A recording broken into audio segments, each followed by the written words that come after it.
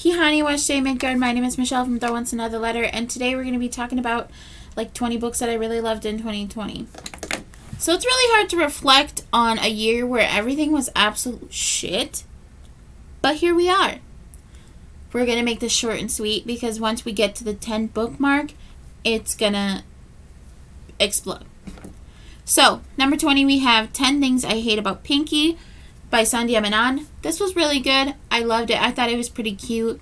It would definitely go, there's something about Sweetie, Pinky, Twinkle, and then Rishi and Dimple. That one I just don't love as much because of all the hitting that happens. Number 19, Let's Talk About Love by Claire Kahn. This one was a Dragon and Tea book club pick, and I really loved this one because of asexuality and talking about what constitutes as like liking versus like sexual stuff, and also for the friendships because there is a little bit of like toxic friendship stuff going on here. I did not like the friend, so that too. Number 18, Watch Us Rise by Renee Watson and Ellen Hagen. This one I read for the Feminist as Fuck book club, but we had a live show. I'll try to link it in the comments. This was really fun to read with Rachel. Rachel's awesome. She's a badass. I'll link her channel down below. Go look at her stuff, okay? The way that she explains certain things and like breaks down certain things, I don't know. I know fuck all about some of the reproductive health issues, but god dang, she just makes it so easy for me and my addled brain. Number 17, My Eyes Are Up Here by Laura Zimmerman. This one is body positivity, like accepting yourself, loving yourself kind of a thing. It is about a girl that has big boobies. I don't have big boobies. Never had big boobies. Not then. I'm a big girl. Always been a big girl. But she's got them big boobies. And it's a problem. Her mom is not very supportive. It really sucks. And so she joins the volleyball team to kind of gain some of the confidence. And she realizes that a lot of the girls that she kind of discounted as like her being like, oh, I'm not like other girls. But she is. She's just like everybody else. And she realizes that she spends more time with them. And she realizes that there's like this kind of like a sisterhood thing going on, and everybody has the same kind of like some similar issues, and she learns how to deal with her boobie issue. She gets a new bra, which we love that for her, because the other one where she was talking about like she put on a bra and then she put a sports bra underneath that, and like it was digging into her skin, and that just sounded really fucking painful. Like it should not have to be that hard. And then also there's a boy, but I really can't remember a whole lot about him because he wasn't like, it was not about him. It was about her. And that's what I love. Number 16, we have The Perks of Being a Wallflower. Everybody's seen the movie. You know. And what I liked about this was that I feel like more credit should have been given to the teacher because he didn't try to like barge into this guy's life, but he knew about all the stuff. He was just kind of like, oh, here's some books, go read these, and like you're really special. And I just, my heart, okay, like if I had a teacher that was like him in high school, who knows where I'd be. Next we have is Dancing at the Pity Party by Tyler Hayter. This is a graphic novel. It was so sweet. It's about when you lose she lost her mom, and kind of like the feelings of grief and how to deal with it and things like that. And if you've ever lost a parent, you know how that feels. And this was really great for me to read because of that. Next we have is White Bird by R.J. Palacio. This is about Julian's Grandmere from the kid from Wonder. He bullies Augie and gets in trouble, and he calls his grandmere for some advice or whatever, and she actually recounts the events of World War II and the Holocaust, and she had to hide away and how difficult that was, and like all of the things that happened. And I was bawling. I was sitting here in my room reading it, and I was bawling my freaking eyes out. So go read it. It's good. Number 12, we have The Cruel Prince, and this one surprised me. You know, yeah, Jude Carden, enemies to lovers, he's got a tail, choke me daddy.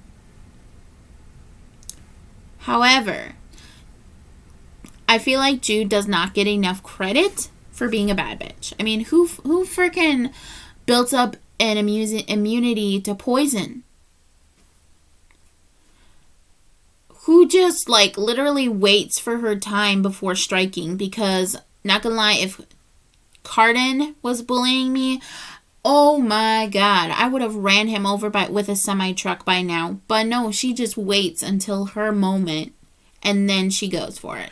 Love her. Love her. Then we have Check Please. Such a cute series. I read the last one in December. Finally got it from the library because, like, somebody had it for, like, the whole month of November. Like, please, just read it. It's only, like, 300 pages. Read it and if you're not going to read it, return it, which is what I've been doing. If I haven't read it, I'm just going to return it. But that's a whole nother issue. It was cute. I liked it. Next, we have The Okay Witch, which I did read. And I can't really remember a whole lot about it, but it was a cute graphic novel. It was about, like, time travel, like a traveling between times, things like that, and like the Salem witch trials, and how people of color were treated. I liked it. It's a cute graphic novel. That's all I can really remember. Number 10, we have Cosmo Nights by Hannah Templar. Gay love. Gay. Just Castor Gale could stomp on me and I would say thank you. There's jousting. The art is spectacular. I loved it very much. So go read it. Number 9, we have Bone Black. I have a video related to this and like the murder case between my aunt, and the killers are still free. So, but this is about two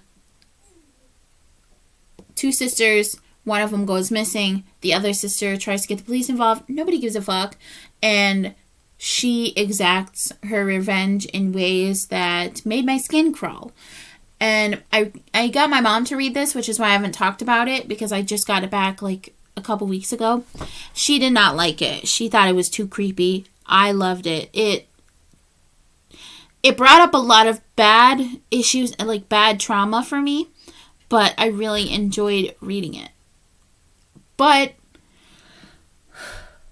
if you have like rape and sexual assault triggers, don't read it, okay? Don't hurt yourself. Don't hurt yourself. Just don't. Number 8, Race to the Sun by Rebecca Roanhorse. I really love this because it has siblings in it. There are a lot of like native references. There's a part that I really enjoyed where she is trying to get food for her brother because they're at like a train station or something like that. I'm trying to find it.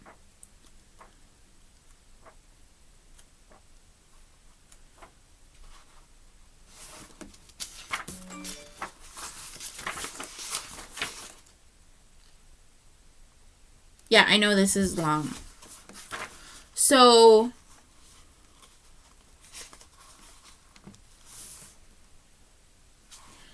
the part that really stood out to me was that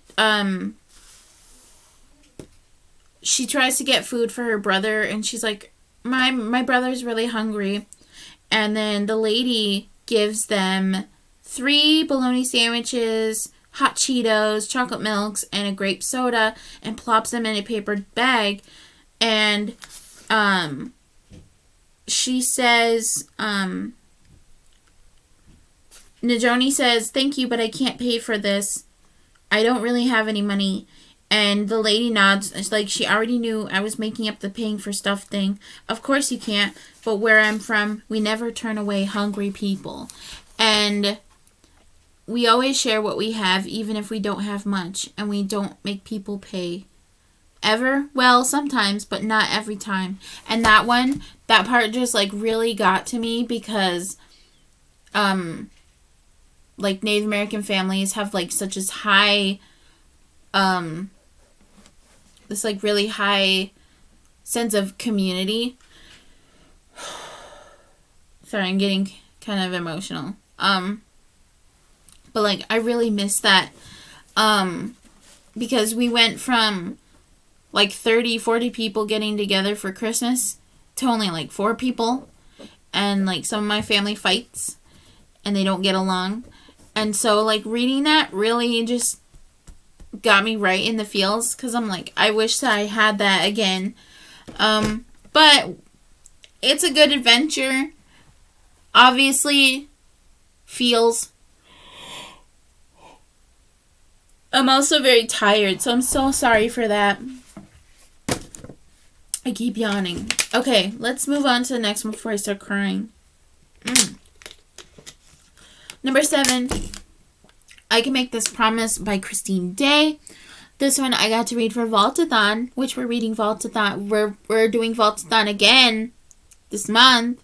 Like, go Margaret! So this one I read, and we watched Brother Bear. There was a live show. I'll try to link it down below if I can. I can probably find the link. I think I did save it at some point. So I Can Make This Promise is about Edie. She's in middle school. She finds some letters that her grandma had written, and she doesn't know anything about her grandma. Her mom kind of freaks out whenever she talks about being Native American, and she comes to realize that there's some stuff that happened in her family that her mom doesn't like to talk about, and her mom's not very connected to her culture. There's like friendships that are toxic, friendships that are really great, familial issues, which I really love in books, and it also very much warmed my heart, and I felt like I could really relate to the character because of some things that happened in my family as well. And just next we have is number 6, Get a Life, Chloe Brown. This was like one of the first romances that I've read where I'm like, that feels like a real person. This feels like a real thing. This feels like real tension, real adult stuff. Because sometimes in romances, everything is kind of like, do you guys even work? Do you commit to a 40-hour work week? Like, do y'all buy groceries? Do you go do errands and things? And this is one of the first books where I'm like, this feels like real people. And also, I got my friend Natalie to read this book. Hi, Natalie. So I got her to read this book, and she absolutely loves this one. I personally really love Zaph from Take a Hint, Danny Brown. But I do like Red. Red is cute. And I can't wait to read about Eve either. I also really love The Sisterhood and the Chronic Health. I'm sorry. My yawning is getting bad. Okay. Number 5, we have The Witch Boy by Molly Ostertag. This is about the female gender. The women, they are witches, and then the boys are shapeshifters, and there's one boy who doesn't want to be a shapeshifter. He wants to be a witch, and this is a big no, because bad things happen sometimes, and I loved reading it. I don't remember a lot about it. I read it in like February, something like that. And so there's a lot that I don't remember because of time. However, I really remember loving it, and I can't wait to read the other 2 graphic novels. Number 4, we have The Birthday Girl by Penelope Douglas. This one was hot as fuck, man. It's a forbidden romance because the girl is dating the boy, but really she's got a thing for the dad. And she's like 19, so people are like, oh my god, that's fucking gross. Which, yeah, but she's of legal age. So she's entitled to do what she wants. Now, if she was 17 years old, then yeah, it's fucked up. But it's just those 2 years that make a difference. I, for one, I am for, like, older... I like older guys. I like older... the romance between, like, not young and old. Not like that, you know? But, like, if there's a few years difference between them, I don't mind that. Not... obviously, legal age to whatever. You do you. But if you're, like, a minor, then no. Not for that. That's fucked up. Don't do that. Don't be that guy. So we're not going to get into that because I'm not here to talk about that with you. Okay? I'm here to talk about books. I love The Birthday Girl because she pushed all of his buttons and he loved it. That's what I love. I love that bratty behavior from women in books to, like, men or other women or whatever. That brat behavior is what I live for. And he loved it. He loved when she pushed his buttons. And it was hot. It was so good. And there's smut and it just... I like smut in books, okay? I don't like this fade to black shit. That doesn't do it for me. I want to know about... you know, what he does with his hands and what he says and how he moves and things like that. And I feel like that's very important to see in books. Not this like, oh, they started kissing and then everything went black. No! Don't do that to me.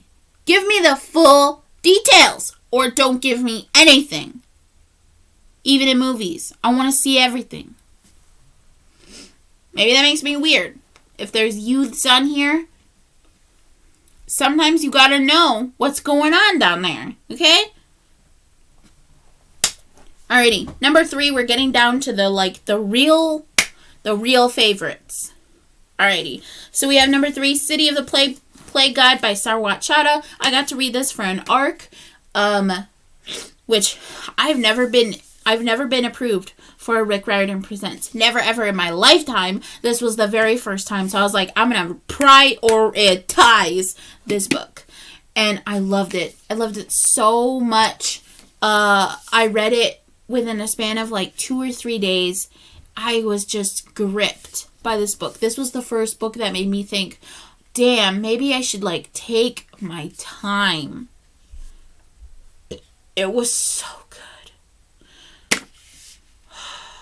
So this one is about Mesopotamian mythology. There's a plague god involved. There's this boy, he had lost his brother, and that was really important for me because I also lost my brother, and like him talking about his grief and how even if it's been years that it just crops up and it feels like yesterday, and the way that he conducted himself and like the friendships he made and what he was doing and just I loved it so much. So you definitely need to read it, okay? Look at this cover. Let's just appreciate the foiling and everything like that for a minute. Also, look at that.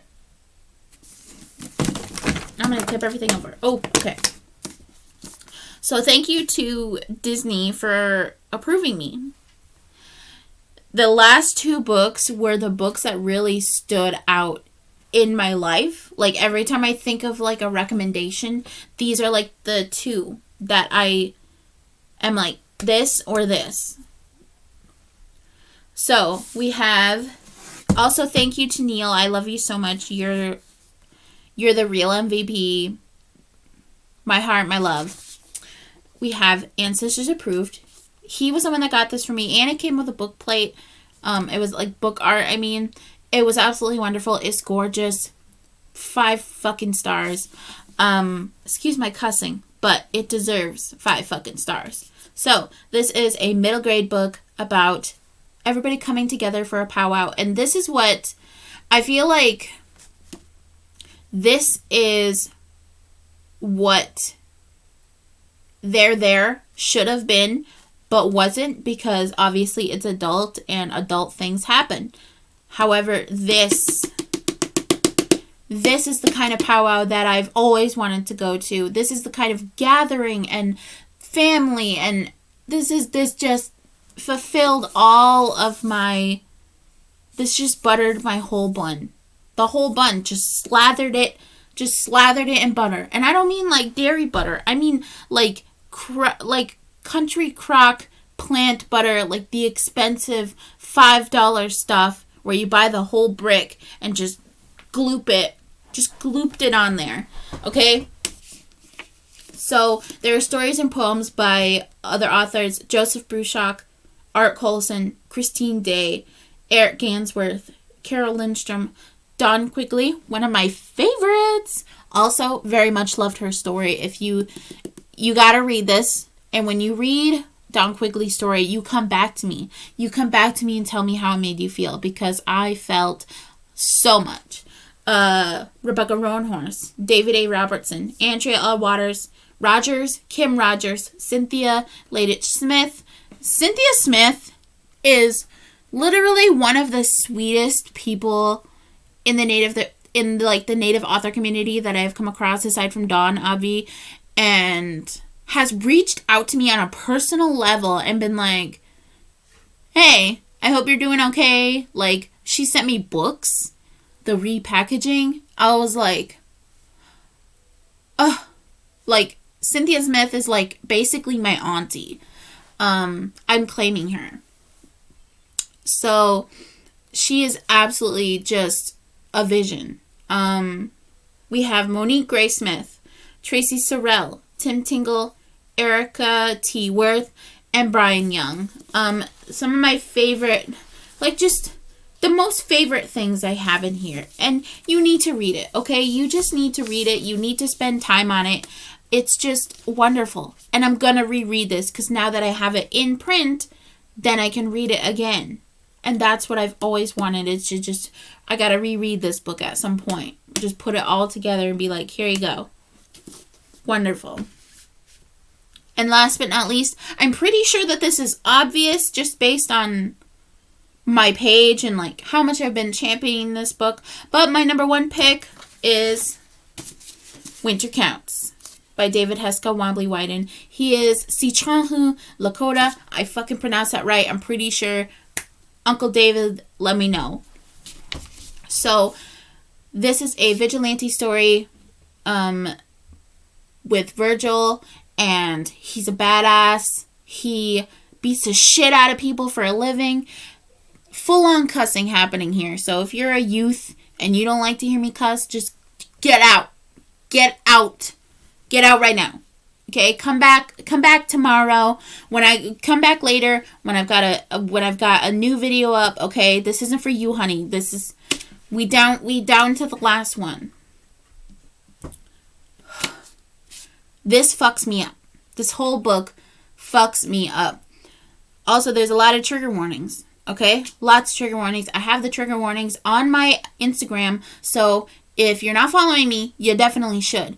If you are not, if you don't have my Instagram at least bookmarked on your Safari or your Chrome or your Internet Explorer, whatever, you probably should, because I give you a lot of stuff on there. Alrighty, so, oh my god. So Echo reached out to me and was like, hey, do you want this book? I was like, hell yeah, okay. And no, actually, yes. Well, yes, actually. But it was David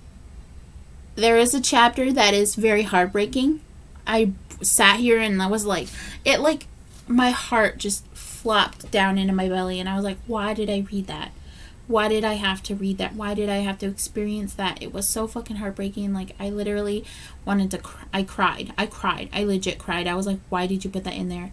I even asked him, I'm like, why did you have to put that in there? And he was like, well, I had to convey what was going on. And I'm like, I want to punch you for doing that. But, like, at the same time, I understand what you were trying to do.